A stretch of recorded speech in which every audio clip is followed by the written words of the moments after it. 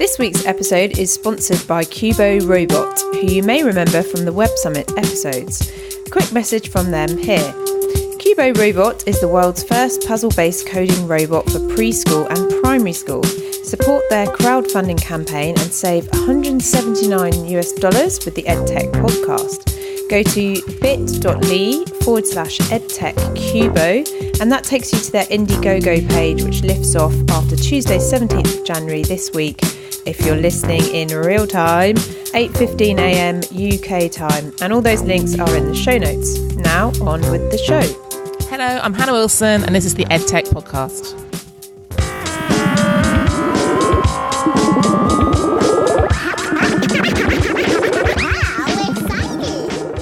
Hello everyone and welcome to this week's episode of the Edtech podcast, the show which features all the personalities behind education innovation from schools, higher education, investors, tech and more. If you're in Australia listening in, count yourself lucky because whilst you're having a heat wave, we've had snow here in London.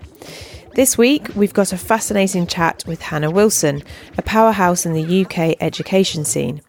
Hannah has just kicked off her new role as Headteacher Designate of Aureus School, part of the GLF Multi-Academy Trust network of over 21 schools in the south of England. Aureus is a brand new school in Oxfordshire, which starts in September this year, with a focus on STEAM and collaboration with the community. Hannah also takes on the role of Regional Director for the Oxfordshire Hub and is actively recruiting for the school as we speak. Many of you will also know Hannah as the co-founder of BAMEEd, a grassroots network aimed to empower women in the UK education scene, which is now launched internationally and most recently in the US. You'll also want to check out BAMEEd, which launched this week with the aim at increasing diversity in UK schools. Finally, Hannah's previous role was as the professional learning consultant leader at Harris Federation Teaching School Alliance, where she was responsible for the CPD needs of thousands of educators. In this podcast episode, we talk about gender equality in education leadership. We are moving women up the pipeline, but we've got additional glass ceilings being imposed. Launching an Edtech community space at the Aureus School. I think quite a lot of things in education is it's someone's idea about what they think will work, but actually who's actually spoken to the classroom teacher about what's going to help them make their life more manageable. Raising awareness of DFE support and resources. They've also got their DFE coaching pledge, which is 1,000 coaches for 1,000 coachees from International Women's Day to International Women's Day. Where Hannah gets her confidence from. I just think how we were brought up, it was like nothing's impossible. Suggested reads and additional leadership networks for educators. Maya Angelou is one of my favourite writers. Hannah is speaking at Bett 2017 in the School Leaders Summit, and I highly recommend you connect with her there if you haven't done before. The Edtech podcast will also be at Bett. You can check us out doing a live podcast at the Steam Village stage at 2 p.m. on Wednesday 25th of January or throughout the week. Make sure you like the Facebook page for live broadcasts straight out of Bett, and I'm looking forward to meeting as many of you listeners as possible. On that note, a big shout out to Simon Greenhalgh, British School Assistant Principal from Seoul Foreign School, who's listening in from Korea, and contacted the show to see if there are any London-based schools who could host a visit for his colleagues interested in EdTech implementation. If you fancy hosting a visit from Simon's team, let me know at the edtechpodcast@gmail.com.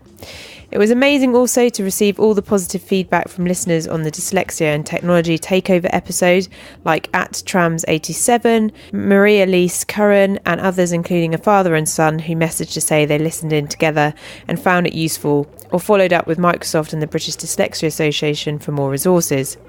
If you want more interesting content specifically with the dyslexia focus, check out the Codpast podcast for an awesome listen. I also found out last week that we have listeners tuning in whilst making tomato soup and speed walking, which was pretty cool, so keep those coming in. And finally, a big shout out to Teach Meet Resolutions this week for a great event.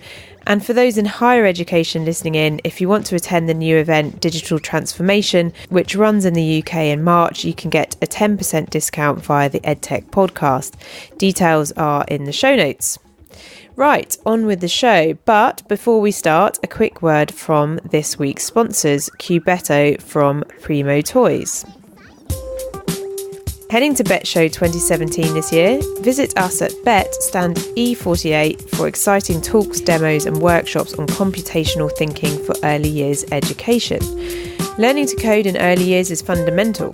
Cubetto is the award-winning coding toy that makes it easy for both students and educators to introduce computational thinking in the classroom, with an instant solution that's fun to play, easy to integrate and already used by educators in over 90 countries. Come and meet those guys at stand E48 and register for updates on primotoys.com/Bet 2017.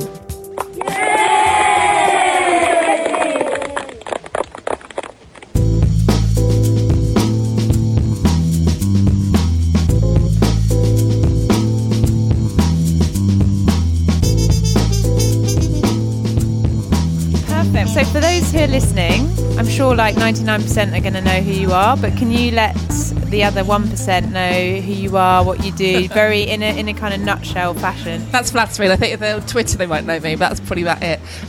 So I'm Hannah Wilson. My day job is I'm the professional learning consultant leader, bit of a mouthful, at the Harris Federation Teaching School Alliance. So I oversee all of our training, and my wraparound hobby, job, whatever you want to call it, commitment is I co-founded BAMEEd 18 months ago, which is a grassroots movement. Basically, we're a hashtag. We're a lot more than a hashtag, but that's what we are. And at Christmas, I'm leaving my day job to take on my first headship. So I think what I wanted to do, first of all, is just focus a little bit on BAMEEd. Mm-hmm. So first provocative question is, how bad are things currently? Oh, that interesting question. In just with gender equality or yes. Life or society? No, not life. I think life's gender equality, say with leadership in the UK education sector. It's an interesting time. I think we've definitely moving things forwards. We're shifting the dialogue. There's definitely a lot of activity. I think it just needs coordinating. So in the last 18 months, there's been a lot of investment into empowering female educators to become women leading education. We kind of started it, and there's been lots of other things that are kind of snowballed from there. So the Leading Women's Alliance, we've got all the different female leadership networks within all the existing networks we hook into, and then the DfE have made a big pledge. So they already had their diversity and equality grants in place, but I think we've kind of elevated it quite a lot, so there's a lot more people applying. I remember you had that at your event that I attended, and you know how many people know this exists in terms of support, and no one knew about it. That is the problem, and they've also got their DfE coaching pledge, which is 1,000 coaches for 1,000 coachees from International Women's Day to International Women's Day. And I think the question about how bad is it, there's two quick answers. Answer one is the fact that we are shifting, we are moving women up the pipeline, but we've got additional glass ceilings being imposed. So if you just look at the data of middle and senior leaders and head teachers, there are more women taking on headships. However, when you look above headship level, with the new landscape, with the new assistant leadership roles, you now quite often have a female head, above her, a male regional director or executive head teacher, above that, a male CEO. So no one's collating that data. So yes, on paper, we have more female head teachers, but there's additional tiers above them. So the question would be, how much autonomy do those head teachers have? I mean, do you have any statistics, just sort of quick overview of what the current existing problem is, and you know where we're trying to get to in that kind of thing? I'm not going to dodge that question, but I'm an English teacher. Yeah. We believe very much in BAMEEd. It's about storytelling, shared experience. It is about connecting people, and it's about sharing experiences and expertise to support and empower one another. We collectively made mistakes on Twitter and social media in particular in the beginning, where data was being used, and you just get interrogated. And it's not like, I like the quote, the statement in schools, names not numbers for the children. We're the same. We're about the people in the community and about empowering them. And our mission statement is about empowering women to make the choice, because there can't be an assumption that everyone wants to be a leader either. I think that's really true. Yeah. And absolutely, it's great that people want to stay in the classroom. I think it's sad when people say, I'm just a teacher, because actually that's diminishing their role.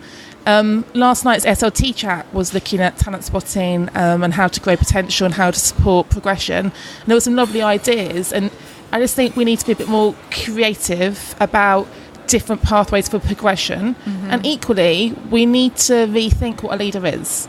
I think we've got a very traditional perspective about who a leader is, and 10 years ago if you'd asked me that question, I would say they're tall, they're loud, they have presence. And I think we've shifted a lot as a profession and as a society, but we're not really reflecting that in our schools. So it could be the whole notion of supporting introverts as well, who have a lot to offer and that kind of thing. Yeah, so a really good person who's writing a book about that is Aisha Small, who works for LKMCO.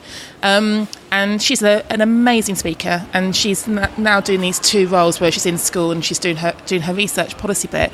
And she's writing this book about the fact that there's different ways to lead. We talk a lot about kind of like gender stereotype roles. And I also feel for the men who don't want to be that macho male leader as well, because there's different ways to be a leader in whatever hat you're wearing, gender, race, sexuality. And I just think we need to be a bit more open, a bit more flexible about what it actually means to be a leader. Yeah, I mean, even this weekend I was having a conversation and it made me realise, I think the discussions that take place about work-life balance, they pretty much always focus on what that means for women, so women trying to achieve work-life balance, but actually the same pressures of juggling home and work are there for men as well. It's just not absolutely focused on as much. And it's an interesting sort of school of thought about it's impossible to balance it. It should be work-life separation, and actually work-life balance is almost a bit of a dichotomy in itself. But I also, when people talk to me about my own work-life balance, my own well-being, like I don't stop being Hannah the teacher and start being Hannah the leader, and then stop being Hannah the leader and start being Hannah Women Ed. That is my identity. It's all evolved into one, and they all support one another. Another, and I've had this really interesting year doing this quite unique role where all my different worlds have kind of collided and evolved into one. And working for a really big, successful Matt brings a lot of experience and expertise to Women Ed, but working at Women Ed brings a lot of perspective to Harris and my new trust, my new boss. So I think it's about the value you can bring and the ideas you can bring more than anything. But basically we are acknowledging there is a problem currently, I suppose. Well, there is. The bottom line is we've got more women teachers, which isn't reflected in the number of women head teachers, and that's exacerbated by the new every school academy, every academy in a MAT kind of landscape. That my fear is, once you're a CEO of a MAT, that's a job for life. And at the moment, it's jobs for the boys. And we see all the speculation in the press about how much they're being paid. And I just think it's making sure that we get women up at that level. And I'm really excited about moving into my new region, because my Regional Schools Commissioner, Martin Post, and the Deputy Regional Schools Commissioner, Dame Kate Dethbridge, they are the only region, I believe, who are running activity for looking at what a female CEO would look like. What would a female executive head teacher, how can we open these doors? So I was invited to a meeting at the DFE, I think it was back in September, and about 25 of us from, so my new region falls under South Central and North West London. So there's 30 female heads, executive heads in the room. We've got another one next week. So I'm excited that they seem to have their finger on the pulse about it. So that's really interesting. So again, I remember this from the Women Ed meeting I came along to, which is, perhaps the current structures of leadership are reflective of what has suited what's usually a male in that position. And actually, can we innovate the actual structure or the actual look of that role so that it's still really effective leadership, but it allows for what someone else coming into that role may need in order to be supported to do their job. Absolutely. So I'm in the process of preparing my keynote for the SSAT conference, and my title is The Challenges and the Solutions for Women Leaders in Education. And I've looked at just that. So one of my big criticisms is we're very traditional in our mindset about a leader's working hours, and that's whether you're male or female. That there's an expectation, you're in early, you're there late, you do all the events, and there's no kind of like differentiation or distinction between you as a teacher and you as a leader. actually the most innovative head teachers are the ones who divorce the two. So you are a geography teacher and you will teach 3 days as a geography teacher, but then your TLR for being a head of geography, you can do a day from home and you're paid for 4 days. You do 3 full days teaching and a day from home. Those kind of opportunities lend flexibility because you don't need to be in the building to be a leader. Actually, although a lot of it is actually more management and operational, I just think we're not looking at other professions about how to retain and develop staff. And I've really thought about it as a Designate head teacher about how can I create those flexible roles? How can I create the job shares, the part-time work? How can I have a role where it doesn't matter what time you come in, as long as you do your teaching, as long as you meet your deadlines, you make the role work for you. And there's a lot of big institutions like Teach First who do that. And I think the tricky bit is your teaching is always going to be ring-fenced, but there are ways to make the other bits more flexible. And I know established head teachers will listen to me and think I'm being really naive, but something has got to shift. Yeah. And if I, as the co-founder of Women Ed and a head teacher, can't find creative solutions and model the fact that there are ways to do things differently, which will appeal to a different demographic. Yep. So one of the statistics from the Guardian conference I went to back in the spring was that the highest percentage of people leaving the education system are women between 30 and 39.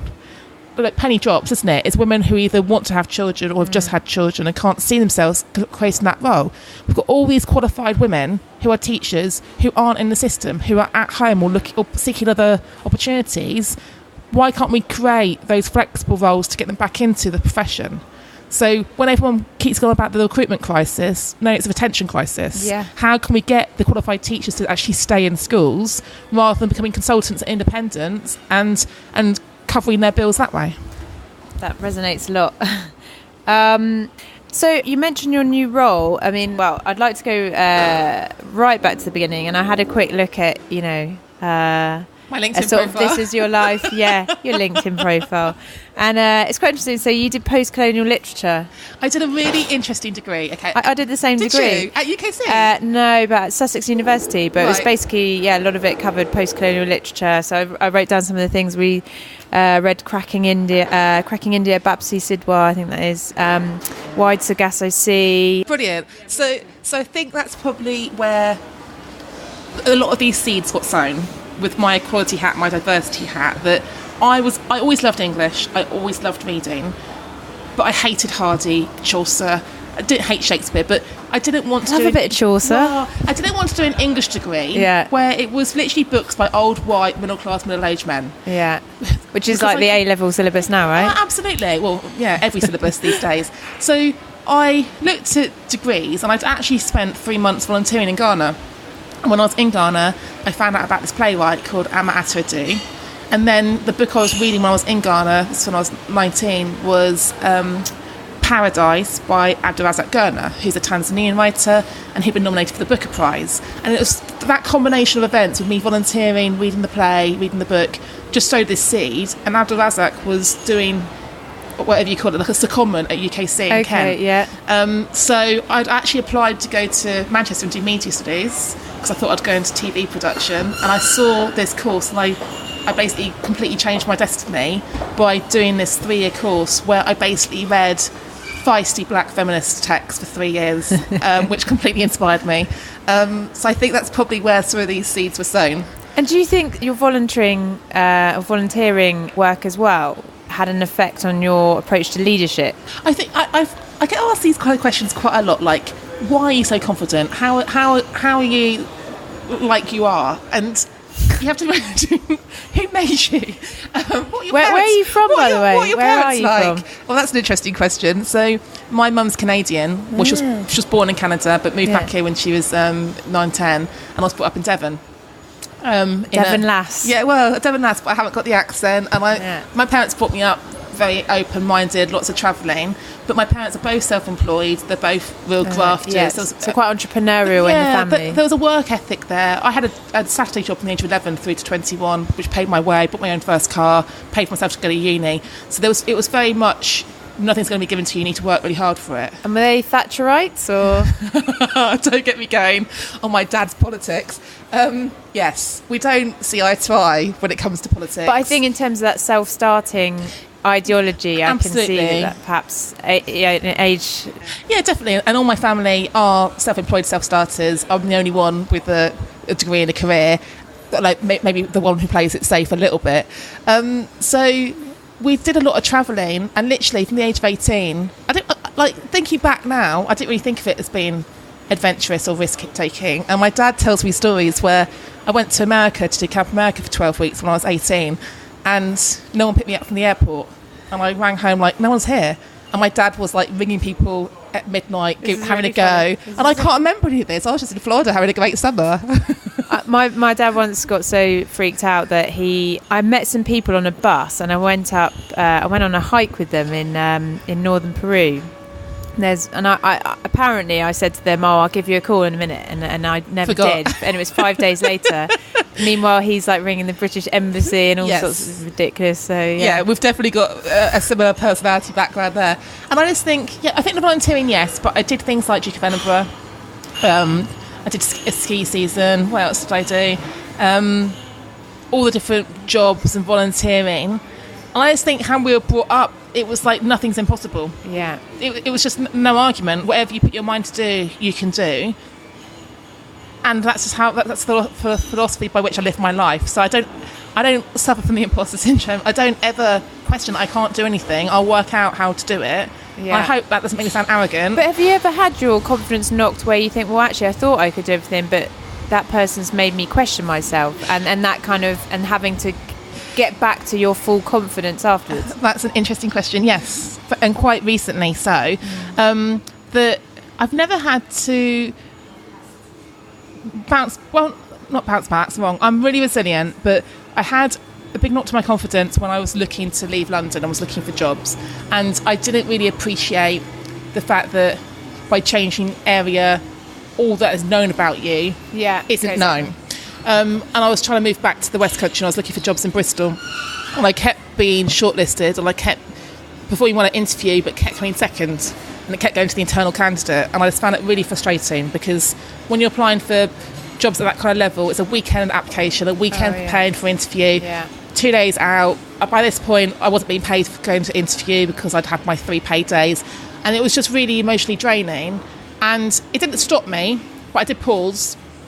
And then, that's the irony of it all, I met my new boss through Twitter and all the networking I do, and things just fell into place. And I'm a big believer in like destiny and fate and things working out for you. And I just think that confidence to pause, that confidence, I had resigned by this point, I knew I was leaving, and everyone thought I was crazy, but my heart wasn't in it. My instinct said to me, you'll be right, you'll get another job.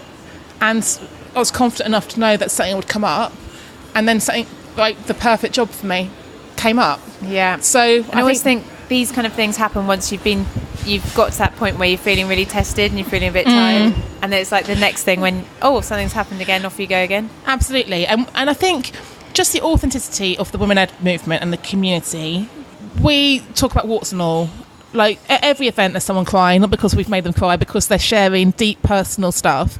And I have a lot of comments about you're so this, you're so that, but I do share the challenges and the difficulties as well. And I will do a talk at one of our future events about the kind of the things I had to overcome to get to where I've got to. It hasn't necessarily been easy, but I haven't let it push me back either.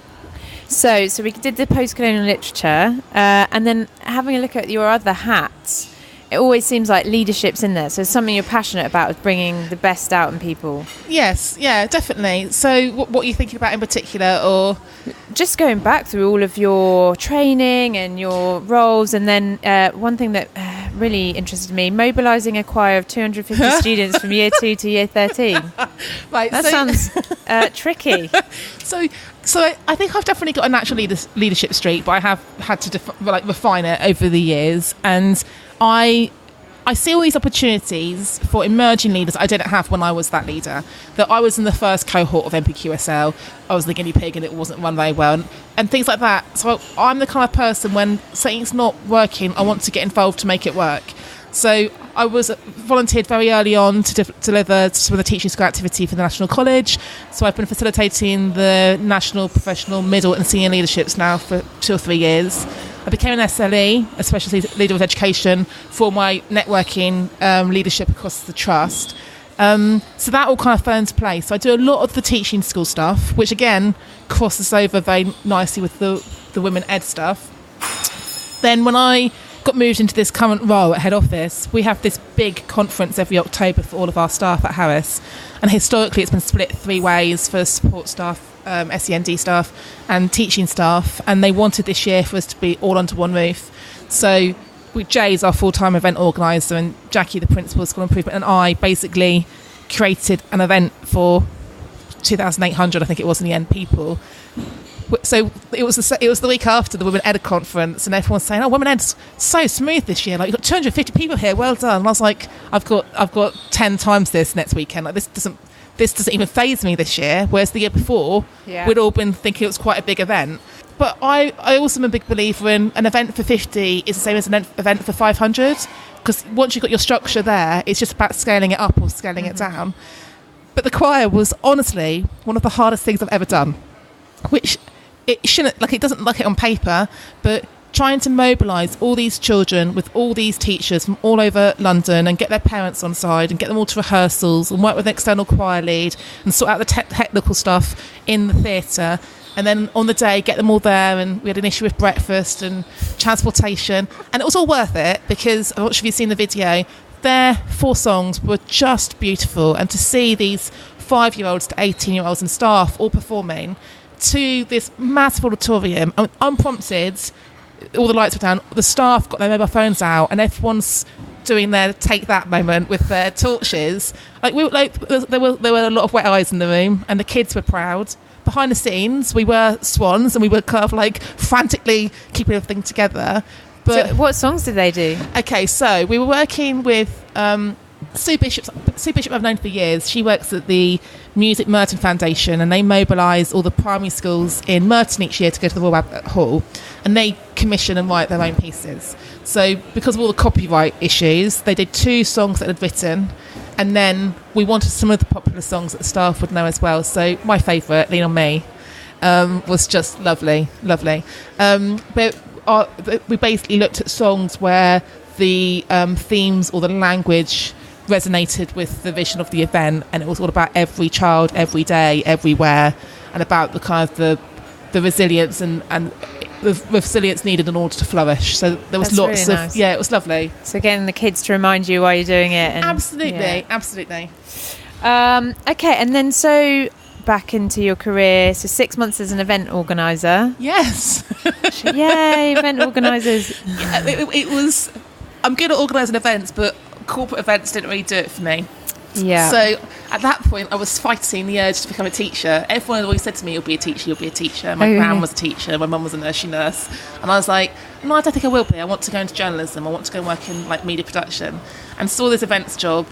But it was basically an office job. Like you do, as you know, like months and months and months of prep for a 2-day event, but then back in the office, and I'm just not an office person. I just can't sit still and be doing the same thing every day. But it gave me skills.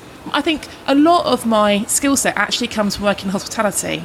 I was a waitress from the age of 11. I worked weekends and evenings, running bars, running restaurants, having to do the kind of working with lots of different people and keep them all happy. I can remember my NQT interview, like, what skills can you bring to the classroom? Well, my manager can turn me around and I will tell you what every single person in the restaurant is eating, where they're at and what they want next. That's the same as a classroom. I will know where every child is. And during this, it's very true. But public facing and you know, engaging with holding people. things together, being a swan, efficiency. I think there's a lot that actually is how schools are run as well. And so your new role is starting officially in January. Yes. And you'll be a head teacher. Yes. And so where is that based? You did mention before. It's 2 roles in one. So basically, I'm changing trusts. I'm going to work for GLF, which is the Glyn Learning Foundation. I met John, my new boss, via Twitter and social media. He's the co-founder of the Heads Roundtable. Lots of resonation with what's going on with Women Ed. And he and I met back in the spring at one of the conferences at the Excel Centre, actually. Was it the Academy? What was on March? It's the Academy show, isn't it? Might have been, we met at that. So he wanted me to go and work for him, and I wanted to have new opportunities, and these different jobs came up. And this job really appeals to me because it's the head teacher of a Year 7 startup school. So I'm relocating, I'm moving to Oxfordshire in the spring to open up a brand new school that's being built to open next September. But the role is also the regional director for that cluster of schools. Okay. So there's a primary school in Banbury, our secondary school in Didcot, then there's another primary school in Banbury, and then there's a primary school in Didcot. And I'm basically going to be creating the collaborative hub for those 4 schools because it's quite far from head office, which is in Epsom. Okay, and that school will have a specialism in STEM, is that correct? Yes, although I'm changing it to STEAM. Good. So, excellent. A lot of my background is performing arts and making sure that drama, dance, media, music have a presence in school curriculum. Do you ever conduct your meetings in the medium of interpretive dance? No, I don't. Can I suggest that going forward? I would love to see that. I'm a big believer in the kind of the power of the arts in developing young people, and part of my ethos is about developing the whole person and not just a person who can perform in an exam. So we have got a STEM specialism, which makes sense because Oxfordshire's got loads of great stuff going on with the 2 science parks, but I want to make sure that arts has a profile. So my mate Nick at STEAM Co's we've been talking a lot about the fact that STEAM is like kind of a recognised acronym now, and making sure that it has profile. So no, I'm really excited, and the difference with this school in particular is that quite often with Year 7 startup schools, you are in like prefabricated buildings for the first few years and you move into a build. My school is being built for 1,200. It'll be ready for 1,200, and we'll have 120 in it for the first year. And will you be looking to collaborate with people who, like Nick, who work in STEAM in those areas? How can they connect with you on what you want to do there? Basically, I'm looking at how to be creative with the space because I'm going to have stacks of space. And I see all of those collaborative partnerships I've established through BAMEEd, through Aureus, through the last few years as bringing a lot of value, not only into my school, but into the area. So I'm talking to Graydon about having a kind of a coaching pilot at the school. I'm talking to people like Jazz and Catherine, who I'm friends with, who facilitate. They can run training out of the school that my staff can go to and other staff can come to. I had a really interesting visit. I can't think what it's called now. There's an incubator at Hackney Community College. Emerge Education. Yeah, so I went to visit them a couple of weeks ago about having an Edtech space where almost / think tank where people can have space, they can be trialling stuff, they can be piloting it with my kids and my staff. Oh, that's cool. Because I think the focus on computing and coding is great, but it can be quite disjointed to the rest of the curriculum. Yeah. And I want to make sure that this is integrated and it's meaningful and actually it's cross-curricular.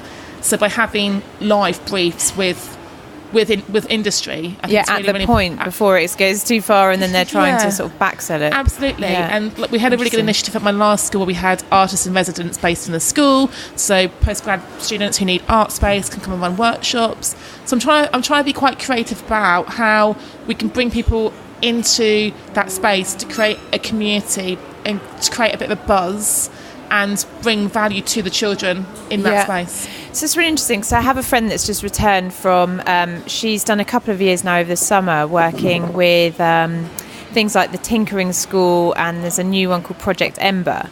And these are kind of projects. The Tinkering School were on TED, they did a talk on TED, where the kids are encouraged to use tools that perhaps previously people have said, no, it's really dangerous. Actually, work out how to use it safely and create, projects hands-on and that kind of thing.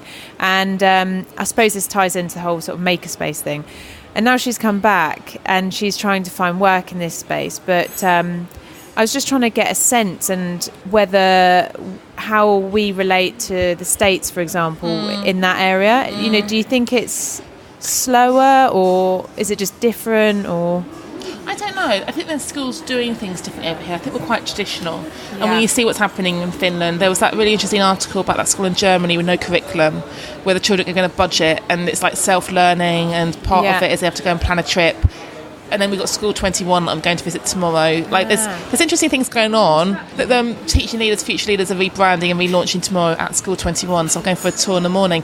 So I think there's interesting things going on, but I think it's in pockets of best practice rather than across the whole system. There's the I don't know much about them, but the Ashoka schools are doing some interesting things.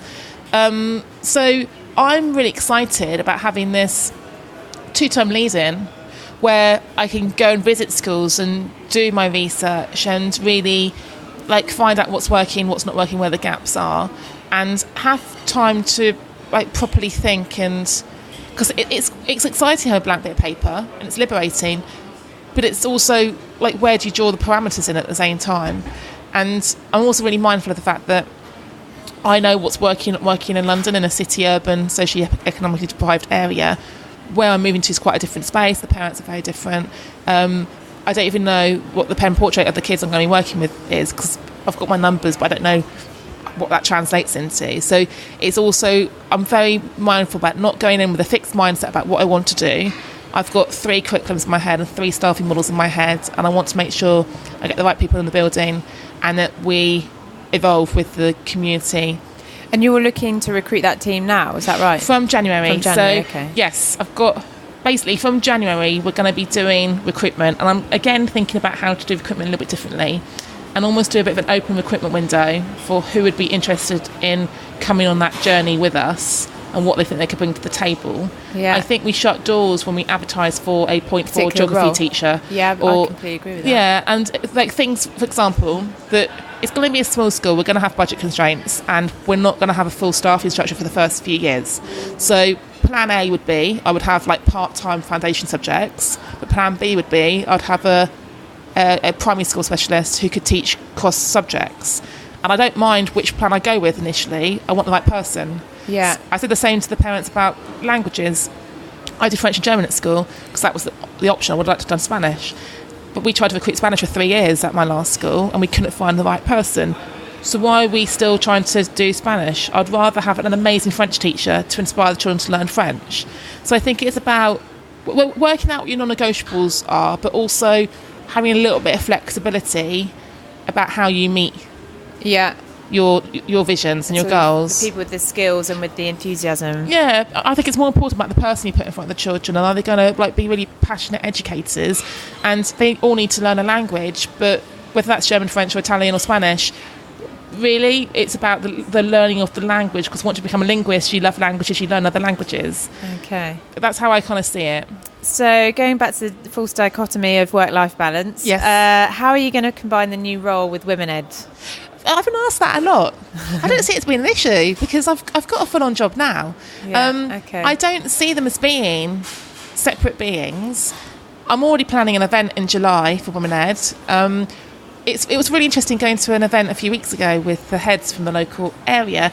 I've already got connections up there via Twitter, via BAMEEd, or they've got staff in their schools who I know through BAMEEd. So if anything, I think it's going to help my transition to a new area where potentially I could be quite socially isolated in a new role in a new school, not knowing anyone, but actually I've got people to go out for a drink with. And what's London going to do without you? Have a sleep. The thing is, it's only an hour away. Like, I've still, our head office is... Why did you leave? Why did I leave London? Yeah. Do you just have enough, or...? I've been looking to leave for a while. I think being brought up in Devon, spending 6 years in Kent, since I've been in London for 12 years, and I've moved further and further out. I crave green space. I'm from the Isle of Wight. Well, I'd like to live by the sea, ultimately. When I went up on Saturday... We need you there. Go and sort the ghetto out. On Saturday, when I was driving up to Didcot, I was driving... I came off the M4 and I was driving through the countryside, and all I could see was sky and green, and I just felt this... And the power station. And the power station. all I could feel was this inner calm and this peace. And my happy place is the beach and going for a walk on the beach. And I would love to be able to see the sea. But when I look out of any window in my school, I see fields, I see green. And it's like, my dad thinks it's hilarious because they retired and bought a farm when I was 18 and went to uni. And I'm not a farmer's daughter. I don't really do mud. I've got wellies, but they're purple. I don't really do the kind of the feeding the animals bit. But I do appreciate... I don't eat animals, so I don't want to feed them. Okay. But I do appreciate just... You've got a different headspace. Yeah. And also pace of life. It's just less noise, like visual noise. Everything. And at the moment, I am really busy all the time and something's got to give. Yeah. So I'm removing myself from a very busy space, and I'll still be busy, but a different kind of busy. It's funny when you live somewhere where you don't have 20 options in the next hour. Actually it allows you to focus on what you're doing, because you're not having people inbound stuff all the time as well. So I am excited, but again, like when John and I were talking, John's my new boss, when we were talking about the job, I was looking for Bristol. He said it's Oxford, so that's on the M4. When it's a bit different to Bristol, I went, well, it's closer to home than where I am now. But actually, it's quite a nice position being in the middle of the country, easy to get home, easy to get back into London.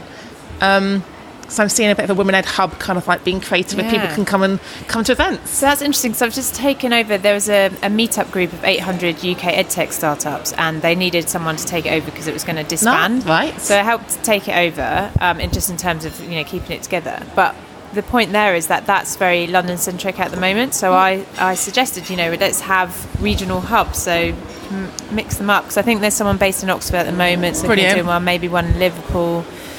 So everything's London-centric, and we've had that with BAMEEd a lot, that everything's south based as well, hence why our next event's up in Sheffield, and we're trying to alternate the national events north and south, and it's about mobilising the troops, really. I saw a report this morning about people like groups like Teach First need to stop doing London and go and do the cold spots. Well, they still got a lot of work to do in London, but I think I can see a kind of a ripple effect of waves coming out of London, and a lot of people said to me, if you were staying in London, I'll come work for you. But a lot of other people said to me, I'm going to be leaving London in 2-3 years time, can I tap you up for a job then? I was like, hell yeah. I bet what's really interesting is looking at people who previously lived in London, who are in that 30 to 39 band that you mentioned, whether you have the drop off, living in the I bet they're Cotswolds, starting to move out of London as well. Absolutely.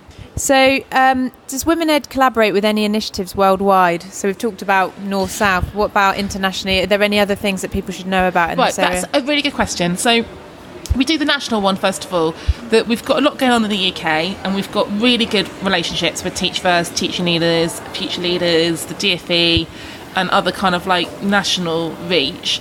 We've had a lot of interest beyond the UK. But we have to keep reminding ourselves is the five of us who are the national leaders, we've all got full-time jobs. Several of them have got families, and everything we do is volunteer on top of the day job. And we really want to keep true to our core values, that it's not about money, it's about people and relationships. Hence why everything's an unconference. We try not to have any money passing hands, apart from the national event, which needs a little bit of money. So it's how we scale up but stay true to ourselves. And as we're seeing with things like the mats, some of them scale up too quickly and they implode and they lose their way along the way. So we're really mindful that we need to stay to our mission, stay to our values, make sure the right people are getting on the bus, and things will naturally mobilise. But just in the spirit of how we were conceived and was being born on social media, we've got a lot of engagement, in particular in Australia, America and Canada. So US BAMEEd launched 2 weeks ago. Yeah, I saw that. So that's an official part of what you're doing? Yeah, the thing is, what I find really interesting about it all is we are a hashtag. And Microsoft said to us 2 years ago, you need to paint in it. Well, it's a hashtag. You need to own it. What if someone tries to make money out of you? We'll be really flattered. We're not in it to make money. We're not in it. It's a community-owned grassroots movement. Yeah. So in theory, anyone can set up an account. I don't want them to go and all do that. What we thought is the regional leaders setting up an account in each UK region. So we've had a lot of activity and interest from America. Which is similar to the Teach Meet model of different chapters. Yeah, absolutely. And it's also about that locality and relationships in your local area and joining up the dots in your local area, that we can do that nationally, but where we live is obviously a barrier. So we've had people, the American educators, engaging in our staff room blogs and Digi-Meets. There's some really exciting stuff going on in Canada and Scotland. So it's really where the appetite is. So they asked if they could do a Twitter chat a few weeks ago, and there wasn't loads of people engaging, but that doesn't matter. It needs to start somewhere. So we've set up the BAMEEd US account, and I can see Australia probably being the next one, because there's lots going on there, gender equality in the education system as well. And that's just really exciting. Just to think how things have grown in the last 18 months and the kind of the cascade and the spheres of influence that it's putting something visible and then people rally around it, isn't it? So yeah, you've got the brand, you've got, people know you're very visible as well. We're very visible, but we lead with our values and we lead with who we are and the relationships within the community, and that's where I think we're quite unique, that we're not trying to dominate.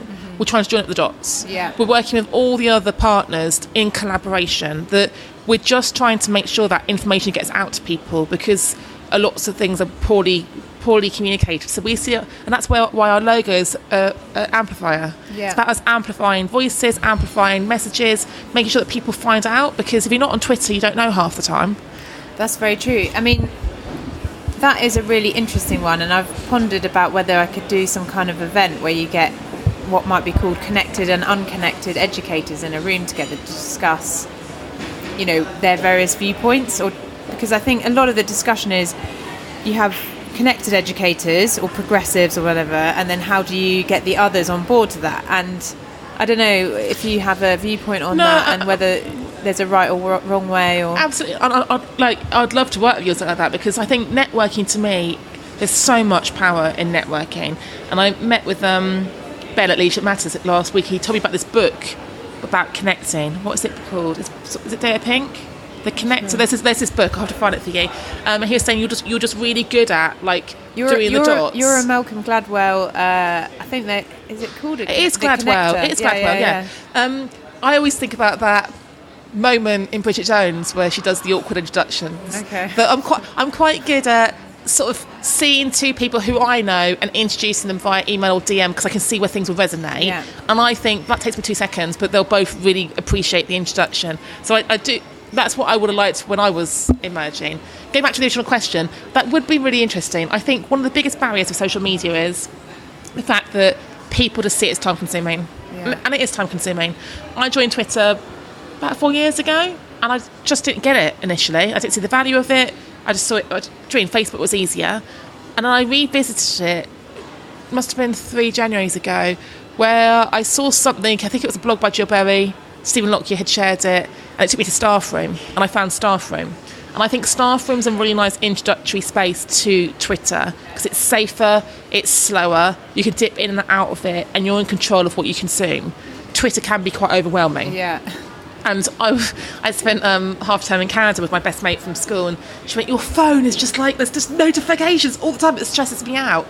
But it's how you manage that. Yeah.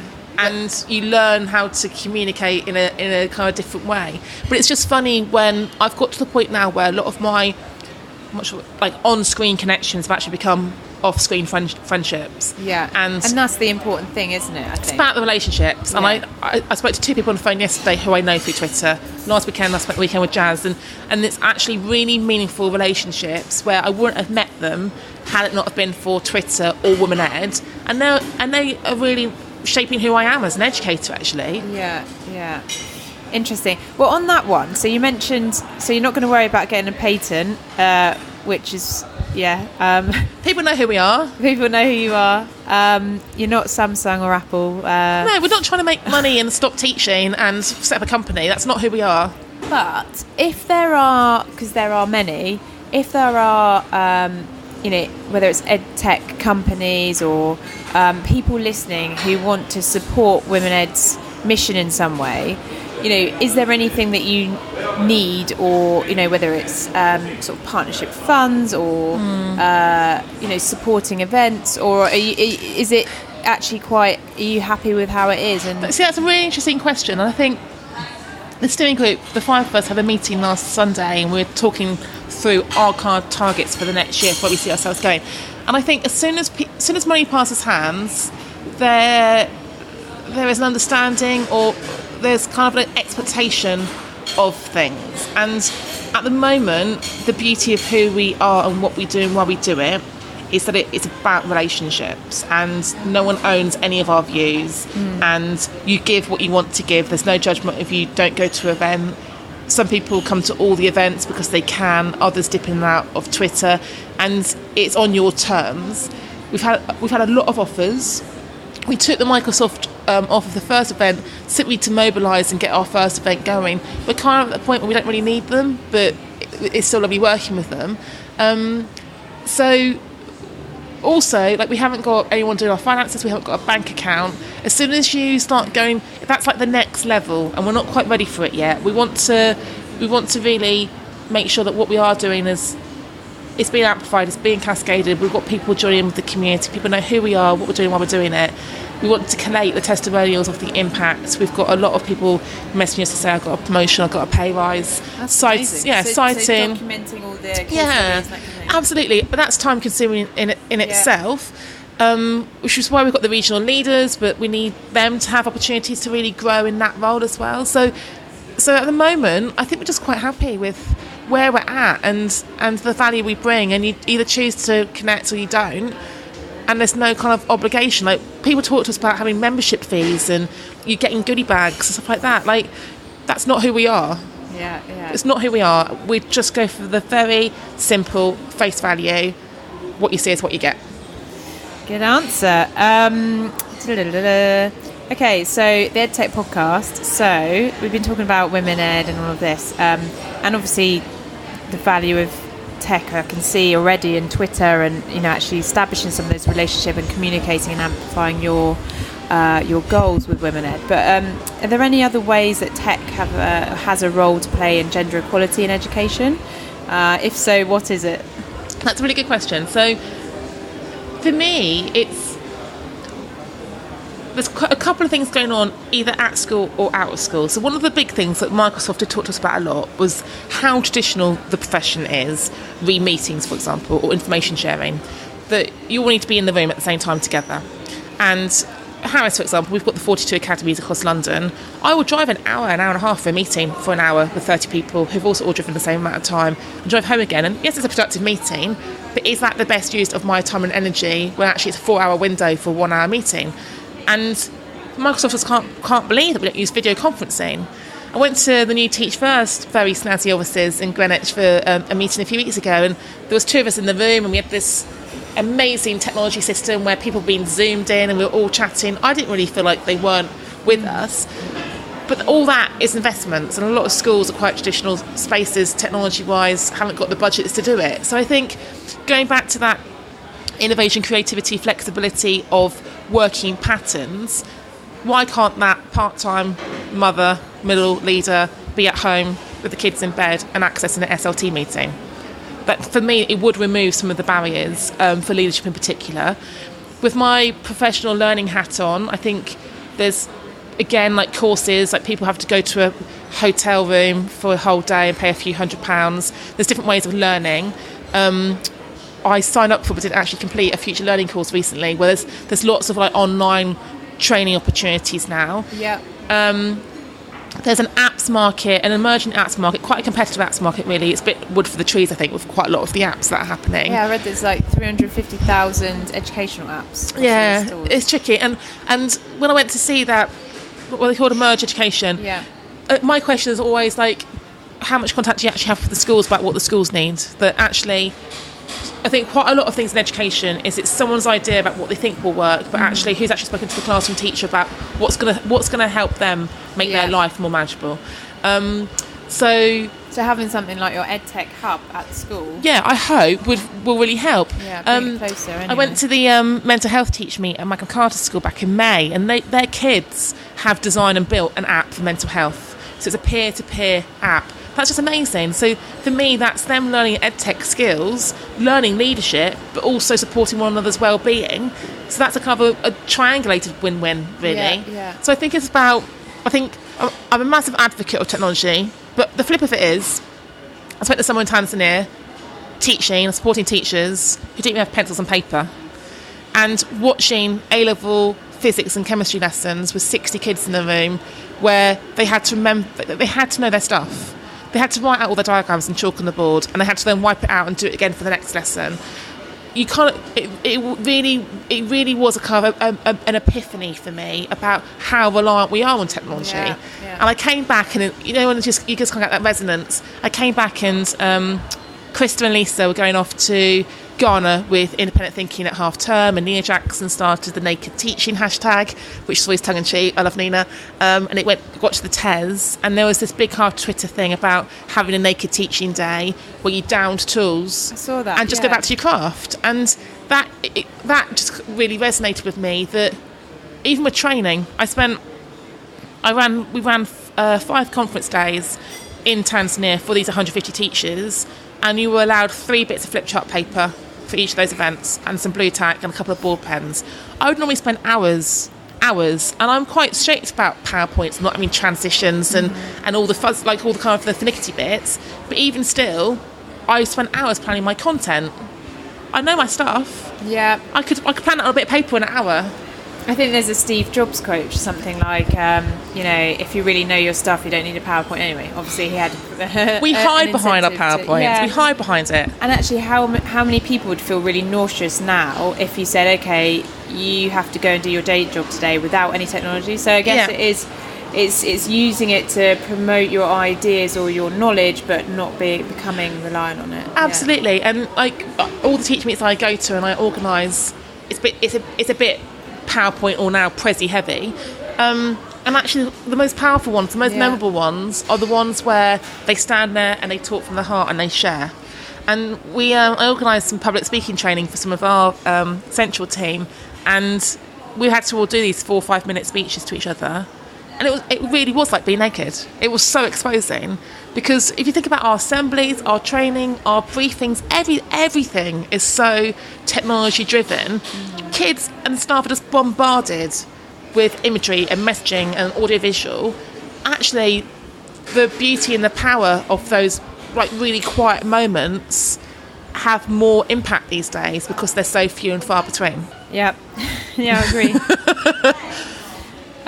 Okay, we're coming to the end now, so just a few more questions. So, who are your favourite icons or inspiration? Like, I'm sure there's many. In education or in life? Both. So if you want to pick a couple for me. Okay. Yeah. Oh God, where to start? Okay, so like life icons, idols, people who inspire me. It'd be like the stock favourites, like Maya Angelou. It's one of my favourite writers. Although I'm going to say his name wrong now. Khalid Hussain, who wrote The Kite Runner, is also one of my favourite writers. So definitely writers are one of my inspiration channels, but people who explore and share these really authentic journeys, and that's where Maya Angelou, I think, really inspires me.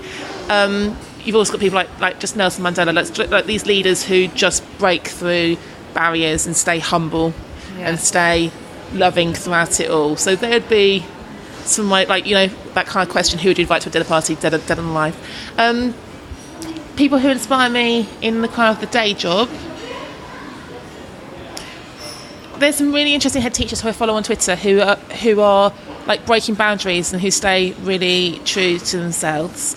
And like these names probably come up all the time, but like people like John Thompson and Tom Sherrington, Helena Marsh, they're all heads round the table. Kezia Featherstone, they aren't afraid to be themselves, and they make difficult choices to not kind of conform, and I really respect that, because I think there's too many conformists in the system and things will never change if everyone just does as they're told all the time. In my day-to-day job, there's one principal in particular who I just absolutely love working with, Nikki Graham at Chafford 100, and she's kind of like really helped shape me as a leader. And when my boss asked me which head are you going to be like when you become a head, I said I'd hope I'd be like Nikki. And then through Women Ahead, oh my God, I could wax lyrical. I've met so many people. I can honestly say I think each and every person who I connect with through Women Ahead inspires me in different ways. The most recent event I can think about was Friday night, when we had a networking event at Greenwich, and Benny Bonsu, if you're not connected with her on Twitter, she's just a powerhouse. She is a kind of teacher by day, but a B Sky B sports commentator by night. Because they have a really progressive women. Just brilliant. She's got Ghanaian heritage, brought up in America. She did this really powerful talk on Friday night about being born of Ghanaian descent, being educated in America, then moving to the UK, then being the only black female commentator in the Olympics, being on the SEB co-steering group for kind of like representation of diversity at the Olympic 2012. she's just amazing. And we met via Twitter. She's got thousands of followers, and she asked me to be a coach. And I was like, what? Like, why do you need a coach? Like, you can coach me, mate. And she just said, but it's precisely that thing, that actually you spend so much time supporting everyone else. I want a bit of me time. And in the few months that we've connected, she's got a promotion, she's got a pay rise, and she just needed a little bit of chat time. So she's massively, really inspiring. And she brought her colleague Adam along on Friday night, who did a he for she presentation. And I really respect the men who are standing up saying, I'm a feminist. Justin, the president in Canada. Like, I was just about to say. Yeah, Justin Trudeau, him and Emma Watson, they're definitely on there for who inspire me. That they are really mobilising in the message and challenging stereotypes. Also, Michelle Obama, like, she's an absolute powerhouse. So I'm probably not saying anyone would expect me to say. Yeah. But I think for me, one of our kind of our mantras, as well as being 10% braver, is being defined by your soul, not your role. And I think what all those people have in common is they're really authentic leaders. It's about their core values. They've got a conviction and integrity to fulfil their mission, their vision, and not be compromised along the way. Yeah. Wow, that's quite an inspiring message to finish on. So thank you very much, Hannah. My pleasure, Sophie. Thank you.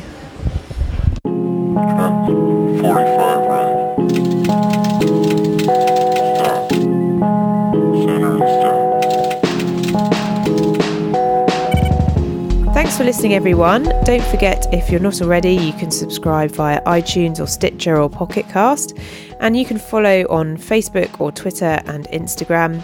I can't wait to get your feedback on this or any of the episodes you've heard so far.